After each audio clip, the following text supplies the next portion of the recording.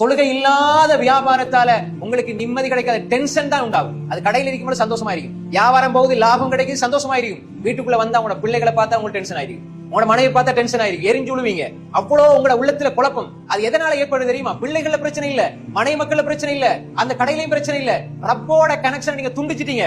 இப்ப அது வேற வேற விதத்துல உங்களுக்கு சைத்தான் போடுவான். நிறைய பேர் அல்லாஹ் பாதுகாத்தவர்களை தவிர 100 பேர் எடுத்தா 90 பேர் வீட்டுக்கு வரும்போது சிரிப்பு இல்ல, வீட்டுக்கு வரும்போது டென்ஷன், ஒரு வகையான ஒரு பதட்ட நிலை.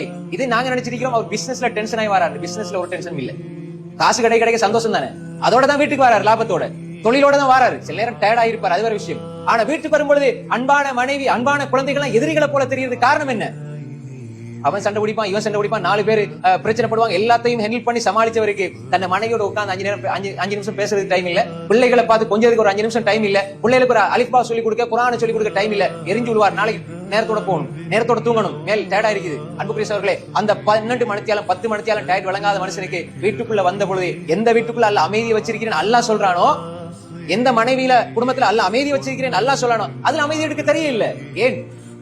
அதுதான் ஷைத்தான் ஏற்படுத்துகிற குழப்பம். நாங்க நினைச்சிருப்போம் அது என்னக்குள்ள ஏற்படுற பிரச்சனை. குடும்பம் நினைச்சிருப்பாங்க மாப்பிள்ள கணவர் பாப்பாக்கு ஏதோ பிரச்சனை இல்ல, அவங்க ரப்ப மறந்துட்டு துனியாவோட தொடர்பாயிட்டாங்க. அப்ப ஷைத்தான் என்ன இப்ப ஏற்படுத்துறான்? மனசுல குழப்பத்தை உண்டாகும், அவன் நிம்மதியாய் கூட மாட்டான்.